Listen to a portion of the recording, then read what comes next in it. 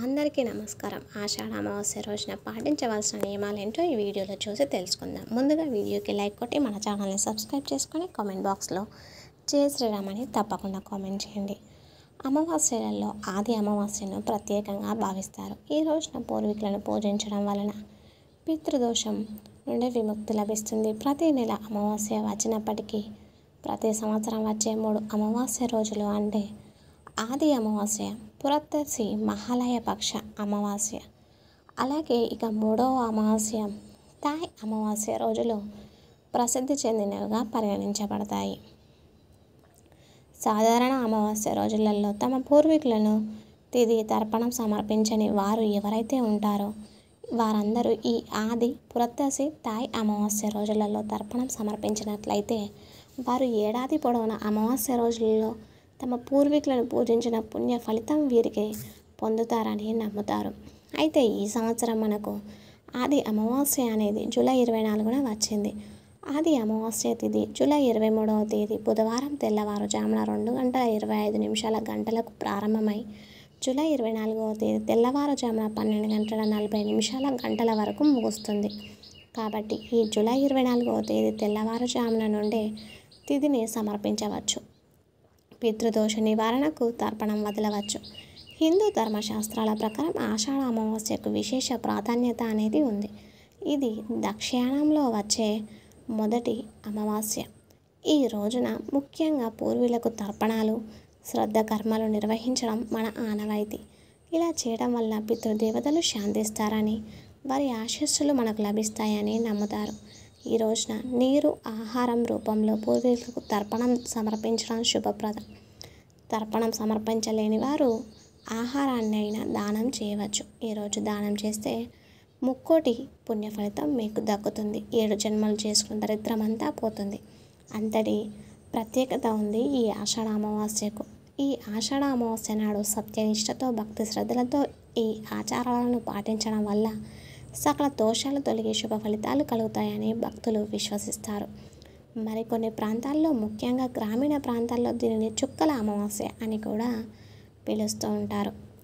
అలాగే ఆది అమావాస్య రోజున కాకికి నైవేద్యం సమర్పించడం అనేది పూర్వీకులను ప్రసన్నం చేసుకోవడానికి ఒక సులభమైన మార్గం అనే చెప్పుకోవచ్చు. ఈ రోజున వృద్ధి యోగం, వేషి యోగం, గురు ఆదిత్య యోగం యొక్క శుభ కలయిక ఉంటుంది. ఈరోజు దాన ధర్మాలు, పుణ్యకార్యాలు, పెద్దలను గౌరవించడం, భోజనం పెట్టడం వంటివి మంచిగా పరిగణించబడతాయి.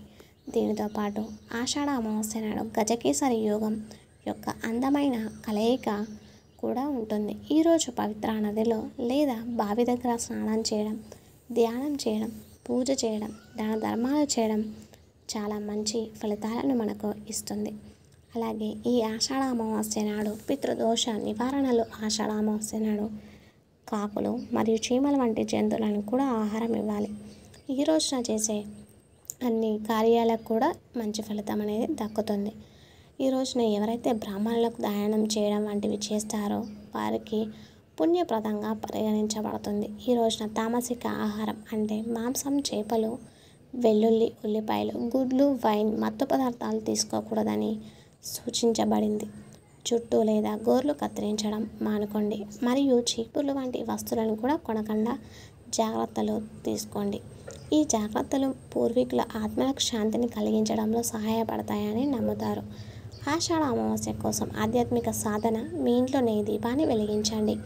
ఒక రావి చెట్టుకు నీళ్లు అర్పించి దాని దగ్గర దీపాన్ని వెలిగించి దాని చుట్టూ 7 సార్లు నడవండి.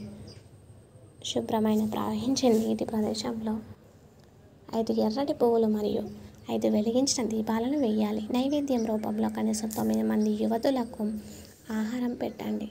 పగటి పూట నిద్రపోకూడదు. ఇంటికి కొబ్బరికాయతో దిష్టి తీయాలి. పితృసూత్రం, పితృదేవతల కోసం ప్రార్థనలు పఠించండి. హిందూ ధర్మంలో లక్ష్మీదేవిని ధనానికి ఆది దేవతగా కొలుస్తారు. ఈ అమావాస్య తిథి నాడు లక్ష్మీదేవి శాస్త్రోక్తంగా పూజించడం ఎంతో శ్రేయస్కరం. ఈ రోజున లక్ష్మీదేవికి తామర పువ్వులు, పాయసం మొదలైనవి సమర్పించుకోవాలి. ఇలా చేయడం వల్ల ఆర్థిక సమస్యలు పూర్తిగా తొలగిపోయి ధన లాభం కలుగుతుందని విశ్వసిస్తారు. ఈ చర్యలు ఆశీర్వాదాలను తీసుకురావడానికి, పూర్వీకుల శాపాలను పూర్తిగా తొలగించడానికి మరియు ఇంటికి శాంతి మరియు శ్రేయస్సు తీసుకురావడానికి సహాయపడతాయని నమ్ముతారు. వీడియో చూసారు కదా, వీడియో నచ్చితే ఖచ్చితంగా లైక్ చేసి మీ ఫ్రెండ్స్ అండ్ ఫ్యామిలీ మెంబర్స్కి ఈ వీడియోని షేర్ చేయండి. అలాగే మన ఛానల్ని కొత్తగా ఎవరైనా చూస్తున్నవారైతే ఛానల్ని సబ్స్క్రైబ్ చేసుకుని కామెంట్ బాక్స్లో చేసి రామని ప్రతి ఒక్కరు కామెంట్ చేయండి. ఇంతవరకు ఈ వీడియో చూసిన ప్రతి ఒక్కరికి పేరు పేరున ధన్యవాదములు.